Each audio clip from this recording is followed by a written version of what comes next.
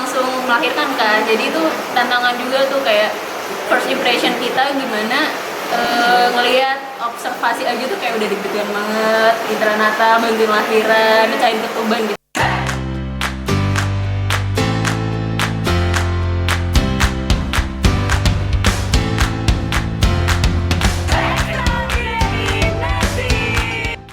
Teman-teman Extraordinary Nurse, balik lagi nih di channel ini yang masih ngebahas tentang mengenal program profesi studi nurse. Nah, selanjutnya ini kita akan ngebahas lebih dalam, ya kan? Kemarin janji kita itu ngebahas lebih dalam tentang stase-stase di program profesi nurse. Yang pertama itu perawatan maternitas. Ada yang tahu perawatan maternitas itu apa? Oke, ini tadi namanya siapa? Firda.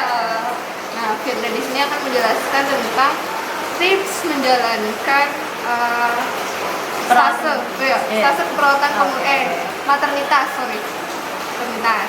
Bisa dimulai, Firda? Oke, sebelumnya paling ngejelasin sedikit aja. Jadi kalau misalkan khusus untuk maternitas itu kita bakalan baik itu stase ataupun peminatan itu selalu di puskesmas.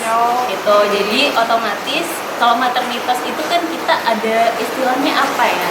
Abu-abunya nih, ada suatu bentrokan dengan tenaga kesehatan lain. Itu sih sebenarnya yang tantangan yang cukup besar yang harus kita alamin, karena kalau di ruang bersalin atau di poli KIA itu kan semuanya bidan gitu ya, bidan ataupun dokter. Jadi di sini kita harus benar-benar pinter-pinternya kita gimana kita menunjukkan kalau misalkan kita itu nggak sok-sokan sok-sokan kayak lebih pintar ataupun kayak lebih tinggi.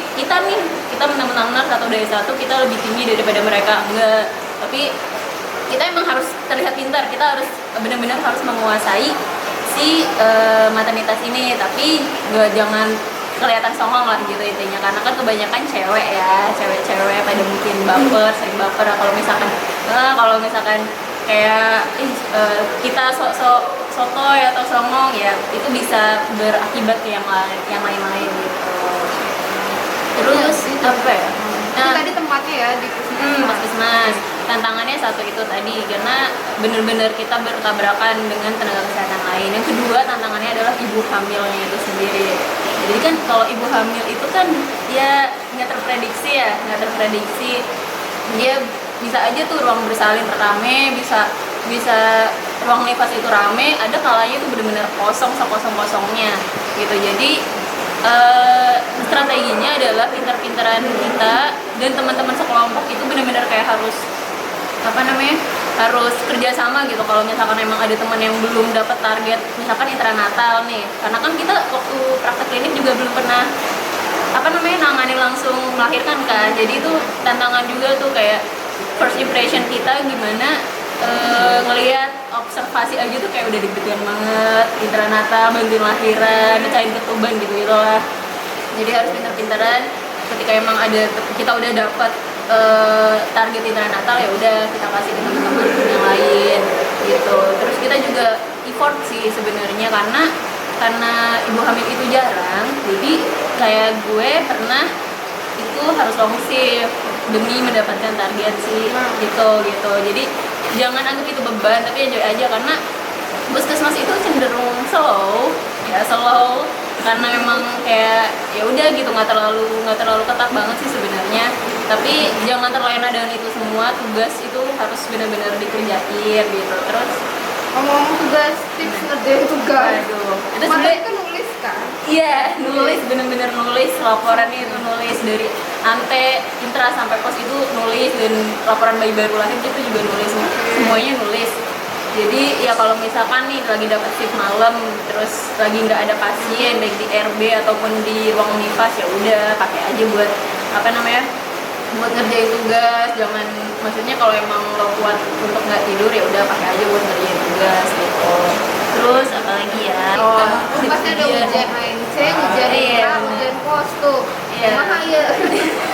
Kalau misalkan ujian, ya tiga-tiganya itu harus dilalui tuh, ante, intra, sama pos. Sebenarnya untuk materinya itu semuanya sama, karena kan ibu hamil normal ya, maksudnya kemungkinan normal. Jadi ya materi-materi yang gue pelajarin selama kuliah itu ya yang akan ditanyakan atau akan dikeluarkan gitu. Apa namanya, kayak ante sama pos doang ujiannya, inter mah nggak ada ujian, inter cuman target aja itu. Dan kadang itu ujiannya bisa sama bidan ataupun dokter di sananya, di KIA atau di ruang bersalinnya, jadi nggak mesti sama dosen. Itu harus, pokoknya harus pintar-pintar deket sama mereka, ambil hati mereka. Lo jangan sok pintar tapi lo harus pintar gitu. Kalau buat peminatan sebenarnya satu, gue juga udah nanya nih teman-teman, yang satu peminatan itu yang paling ditekankan adalah ketika cari pasien, karena ada kalanya kayak pasien bukan kabur-kaburan ya, kayak nggak standby di rumahnya. Jadi ketika lo harus kunjungan ke rumah itu nggak bisa gitu, karena kan harus teratur untuk kunjungan ke rumah. Tapi ketika kayak pasien gue pernah, ternyata dia lebih sering di rumah mertuanya, akhirnya gue nggak bisa kunjungan ke rumah, akhirnya harus ganti pasien di tengah jalan. Jadi harus punya antara 2 sampai 3 lah pasien kelolaan untuk bener-bener lo kunjungin, lo intervensi untuk nantinya dijadikan ketopikian. Nggak usah pilih-pilih pasien, kasus apapun itu diterima kok gitu. Dan jangan susah cari topik karena itu akan menyusahkan diri kalian sendiri. Topikian ya. So, kita lihat Firda survive kan? Alhamdulillah selesai. Nggak menakutkan, dan dosennya juga enak-enak kok, kayak bisa diajak diskusi, bisa dinegosiasi untuk masalah tempat dan lain-lain.